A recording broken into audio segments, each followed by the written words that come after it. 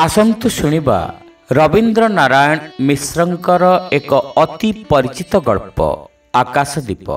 धीरे धीरे चॉकलेट रंगर मोटरटी बंगला फाटक पार होईगला। सुरभि दुआर मुहरु फेरी आसिला। सोफा उपरे अन्य मनस्क भावरे बसी पड़िला सुरभि। आगरे टंगा होईछि स्वामींकर फोटो। ता बाघर बेले ए फोटोटी उठिथिला। सेई केते वर्ष तलर सुरभि आज होई जाइछि बहु। तार जीवन धारा आज आउ गोटे जीवन धारा सहित समांतराल भावरे गति करि चलिछि। काली परि लागुछि। एई सते जेमति काली तांको बापांको कोठारे बाहाघरर महोत्सव बढ़िथिला। से एई बंगला को आसीथिला जिला मजिस्ट्रेट चंद्रकांतंकर सहधर्मिणी होई। चाकराणी पशि आसिला घर भितर को। सुरभिर चिंताधारा रे बाधा पड़िला।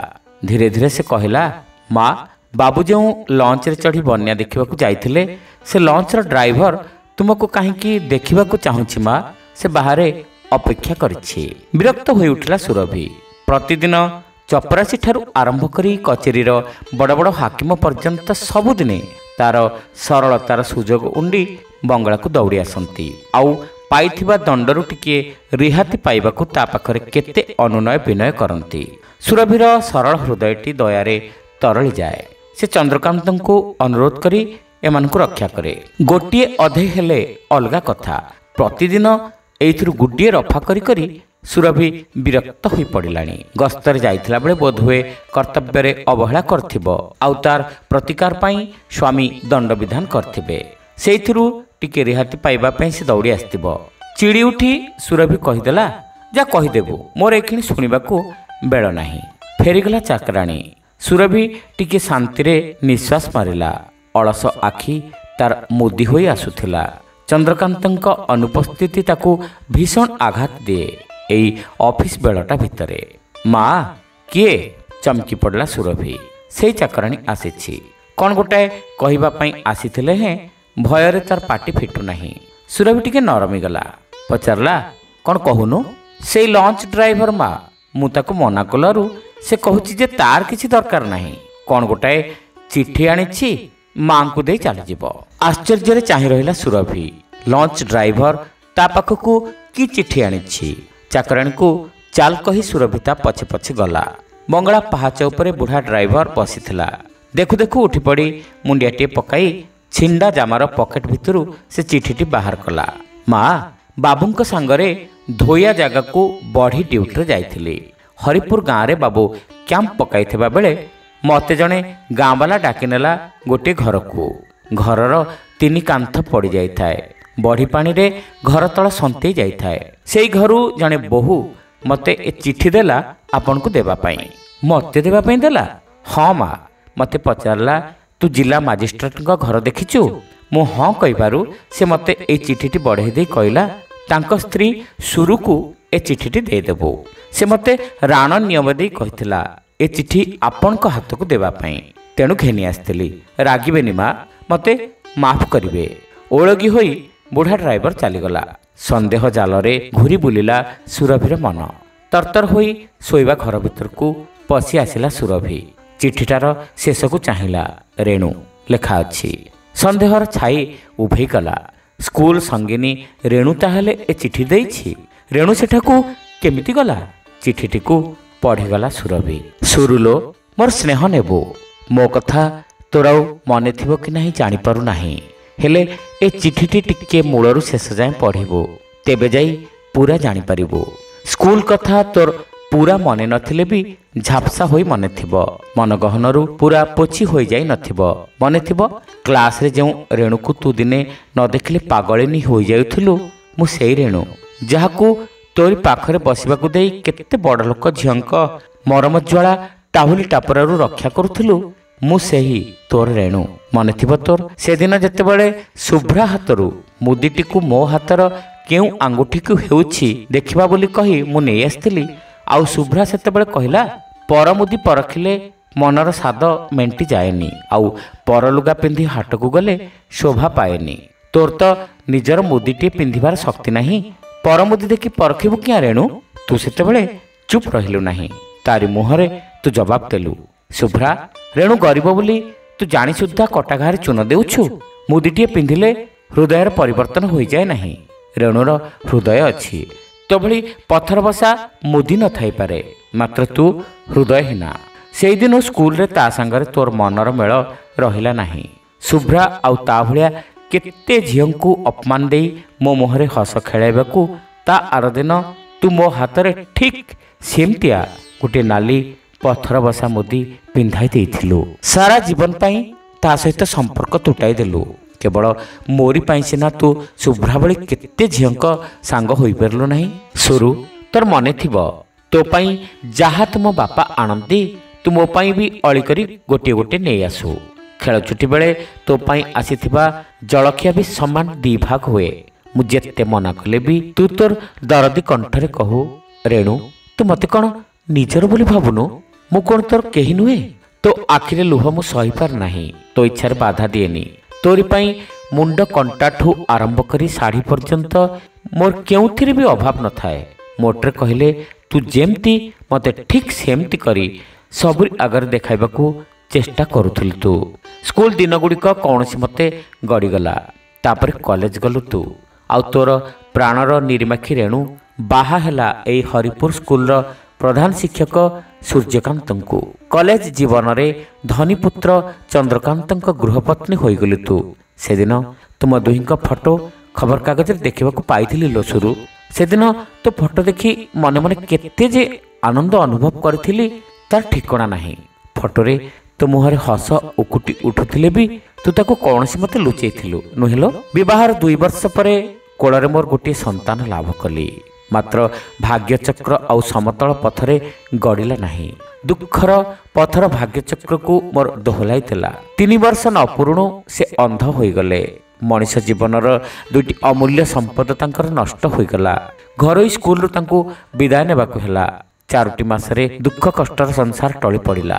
ମୋ ଜୀବନର ଆଉ ଏକ ଆଶ୍ରୟ ବାପା ଆଉ 2 ଭାଇ ନିୟତିର ଚକତଳେ ଚିପି ହୋଇଗଲେ।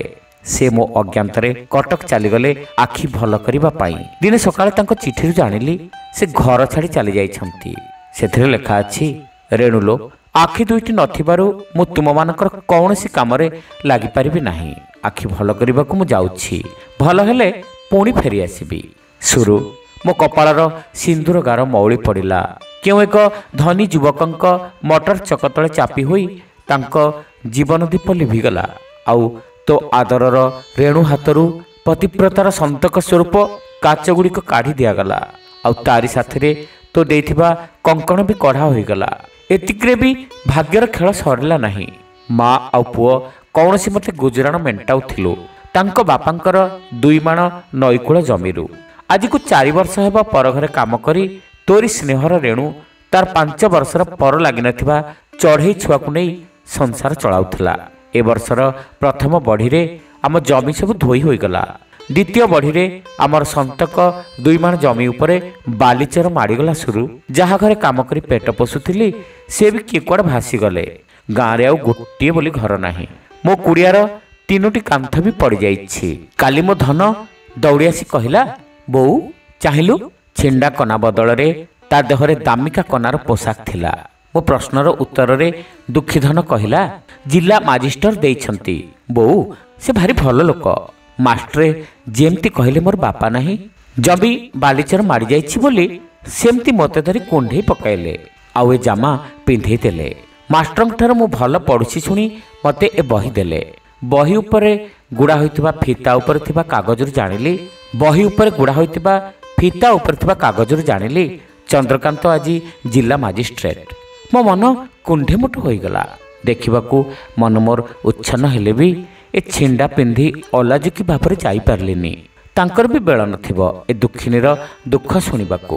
ହେଲେ ସୁରୁ, ତାଙ୍କୁ ଦେଖି ମୋର ତତେ ଭାରି ଦେଖିବାକୁ ମନ ହେଉଛି। ତୁ କ'ଣ ସତରେ ମୋତେ ଚିହ୍ନି ପାରିବୁ ନା ଭୁଲିଯିବୁଣି? ମାତ୍ର ତୋର ପ୍ରାଣର ରେଣୁ ଆଜି ହିନିମାନି, ନୁଖୁରା ବାଳ, ଛିଣ୍ଡା କନା ଆଉ ଅମଙ୍ଗଳ ହାତ ନେଇ ତୋ ପାଖକୁ ଯାଇପାରୁନି। ହେଲେ ତତେ ଆଜି ହାତ ପାତୁଛି ସୁରୁ। 2 ବର୍ଷ ହେଲା ପାଳି ଆସୁଥିବା କାର୍ତ୍ତିକ ହବିଷ ଯେମିତି ଏ ବର୍ଷ ବନ୍ଦ ହୋଇ ନଯାଏ। ମୋ ଆକାଶ ଦୀପ ଯେମିତି ଚଉରା ଉପରେ ଏ ବର୍ଷ ଜଳେ। ସୁରୁଲୋ, ତୋ ପାଖରେ ମୋର ତୋ ପ୍ରାଣର ରେଣୁର ଏତିକି ପ୍ରାର୍ଥନା। ମୋ ପାଳନ ଯେମିତି ଏ ବର୍ଷ ବନ୍ଦ ହୋଇ ନ ଯାଏ, ତାଙ୍କର ଆତ୍ମା ଯେମିତି ଶାନ୍ତି ପାଏ। ତୋର ରେଣୁ। ଲୁହ ପଡ଼ି ଅସ୍ପଷ୍ଟ ହୋଇଯାଇଥିବା ଚିଠିଟି ସୁରଭିର ଲୁହରେ ଆହୁରି ଅସ୍ପଷ୍ଟ ହୋଇଗଲା। ଲୁହଧାର ଗଡ଼ି ଆସୁଥିଲା ତାର ଚିବୁକ ଦେଇ। ନିଜକୁ ସାନ୍ତ୍ୱନା ଦେଇପାରୁନଥିଲା ସେ। ସୁରୁ ସୁରୁ, ଆଜି ମୋର ଗୋଟେ ବଡ଼ ଦିନ ସୁରୁ। ପଶି ଆସିଲେ ଚନ୍ଦ୍ରକାନ୍ତ। ସୁରୁ ଲୁହବଳା ମୁହଁଟି ପୋଛି ଦେଇ ତାଙ୍କୁ ଚାହିଁ ରହିଲା। ହାତରୁ ଚିଠିଟି କେତେବେଳେ ଖସି ପଡ଼ିଲା ତାର ଖିଆଲ ନାହିଁ। ସୁରୁର ଏ ଅବସ୍ଥା ଚନ୍ଦ୍ରକାନ୍ତଙ୍କୁ ବ୍ୟତିବ୍ୟସ୍ତ କରିଦେଲା। ଚନ୍ଦ୍ରକାନ୍ତ ପଚାରିଲେ, ତମେ ଏତେ ଶୁଖିଲା ଦିଶୁଛ କାହିଁକି? କ'ଣ ହେଲା? ନା କିଛି ହୋଇନାହିଁ। କ'ଣ କହୁଥିଲ କହୁନା? ପଚାରିଲା ସୁରୁ। ଆଜି ମୋର ଡିଗ୍ରୀ ହେଲା ମକଦ୍ଦମାରେ। କେଉଁ ମକଦ୍ଦମା? ଯେଉଁ ମକଦ୍ଦମା ଉପରେ ମୋର ଜିଲ୍ଲା ମାଜିଷ୍ଟ୍ରେଟ୍ ପଦର ମର୍ଯ୍ୟାଦା ନିର୍ଭର କରୁଥିଲା, ମୋର ସେଇ ମକଦ୍ଦମାରେ ଡିଗ୍ରୀ ହୋଇଛି ସୁରୁ। ଆଜି ମୋର ବଡ଼ ସୁଦିନ ସୁରୁ। ଆଜି ମୋର ବଡ଼ ସୁଦିନ। କେଉଁ ମକଦ୍ଦମା? ତୁ ମୋ ନାଁରେ ପୁଣି ମକଦ୍ଦମା? ହଁ ସୁରୁ, ମୋ ନାଁରେ ମକଦ୍ଦମା। ଆଜିକୁ ପ୍ରାୟ 7 ବର୍ଷ ତଳର କଥା। କଲେଜକୁ ବାପାଙ୍କ ଗାଡ଼ି ନେଇ ଖୁବ୍ ଜୋରରେ ଯାଉଥିଲି। ଅଚାନକ ଭାବରେ ମଙ୍ଗଳାବାଗ ଛକରେ ଗୋଟେ ଦୁର୍ଘଟଣା ଘଟିଲା। ଜଣେ ଲୋକ ମୋ ମଟର ଚକ ତଳେ ଚିପି ହୋଇଗଲା। ଖବର ନେବାରେ ଜାଣିଲି ସେ ଲୋକଟା ଅନ୍ଧ, ହରିପୁର ସ୍କୁଲର ପ୍ରଧାନ ଶିକ୍ଷକ। ପୋଲିସ ତା ପକ୍ଷରୁ ମୋ ନାଁରେ ମକଦ୍ଦମା କରିଥିଲା। ଯାହା ହେଉ ଆଜି ଡିଗ୍ରୀ ହୋଇଗଲା ସେ ମକଦ୍ଦମାରେ। ସୁରଭିର ବନ୍ଦ ହୋଇଯାଇଥିବା ଲୁହଧାର ପୁଣି ବହିବାରେ ଲାଗିଲା। ଚନ୍ଦ୍ରକାନ୍ତ କିଛି ବୁଝିପାରିଲେ ନାହିଁ। ବାରମ୍ବାର ପ୍ରଶ୍ନ କରିବାରୁ ସୁରଭି ତାଙ୍କ ଆଡ଼କୁ ଖଟ ଉପରେ ପଡ଼ିଥିବା ଚିଠିଟିକୁ ଠାରି ଦେଖାଇଦେଲା। ଚିଠିଟିକୁ ଉଠାଇ ନେଇ ପଢ଼ିଗଲେ ଚନ୍ଦ୍ରକାନ୍ତ। ପଢ଼ିସାରି ଲୁହ ଛଳଛଳ ଆଖିରେ ଡାକ ପକାଇଲେ ଅଫିସ ଷ୍ଟେନୋ ପ୍ରଫୁଲ୍ଲ ବାବୁଙ୍କୁ। ଭୟଭୀତ ହୋଇ ଶୋଇବା ଘର ଭିତରକୁ ପଶି ଆସିଲେ ପ୍ରଫୁଲ୍ଲ ବାବୁ। ଚନ୍ଦ୍ରକାନ୍ତ ତାଙ୍କୁ କହିଲେ, ତୁମେ ଚଞ୍ଚଳ ଯାଅ ପ୍ରଫୁଲ୍ଲ ବାବୁ, ଏଇ ଠିକଣାରେ 500 ଟଙ୍କା ମନି ଅର୍ଡର କରିଦେବ। ଚନ୍ଦ୍ରକାନ୍ତଙ୍କ ହାତରୁ ଧୀର ଭାବରେ ଟଙ୍କା ନେଇ ଠିକଣାଟି ଦେଖୁ ଦେଖୁ ପ୍ରଫୁଲ୍ଲ ବାବୁ କହିଲେ, ସରକାର ତାଙ୍କ ତରଫରୁ ଆମକୁ 500 ଟଙ୍କା ମକଦ୍ଦମା ଖର୍ଚ୍ଚ ଦେବା ପାଇଁ ପୁରା ରାୟ ହୋଇଛି। ତୁମର ସେସବୁରେ ମୁଣ୍ଡ ଖେଳାଇବା ଦରକାର ନାହିଁ, ଗମ୍ଭୀର ଭାବରେ ଉତ୍ତର ଦେଲେ ଚନ୍ଦ୍ରକାନ୍ତ। ଭୟଭୀତ ହୋଇ ପ୍ରଫୁଲ୍ଲ ବାବୁ ଫେରି ପଡ଼ିଲେ। ଚନ୍ଦ୍ରକାନ୍ତ ପଛରୁ ଡାକିଲେ, ହଁ ଶୁଣ, ମନି ଅର୍ଡର ମୋ ନାଁରେ ନ ପଠାଇ ସୁରଭି ଦେବୀଙ୍କ ନାଁରେ ପଠାଇବ। ଆଉ କୁପନରେ ଲେଖିଦେବ କାର୍ତ୍ତିକ ହବିଷ ଓ ଆକାଶ ଦୀପ ଖର୍ଚ୍ଚ। ହଁ, ଚଞ୍ଚଳ ଯାଅ, ଡେରି କଲେ ଡାକଘର ବନ୍ଦ ହୋଇଯିବ। ଶ୍ରୋତା ବନ୍ଧୁ, ଏଇଠି ଶେଷ ହେଲା ଗଳ୍ପ ଆକାଶ ଦୀପ। ଗପଟି ଆପଣମାନଙ୍କୁ କେମିତି ଲାଗିଲା କମେଣ୍ଟ କରି ନିଶ୍ଚିତ ଜଣାଇବେ। ଚ୍ୟାନେଲରେ ନୂଆ ହୋଇଥିଲେ ସବସ୍କ୍ରାଇବ୍ କରିବାକୁ ଭୁଲିବେ ନାହିଁ। ରହିଲୁ, ନମସ୍କାର।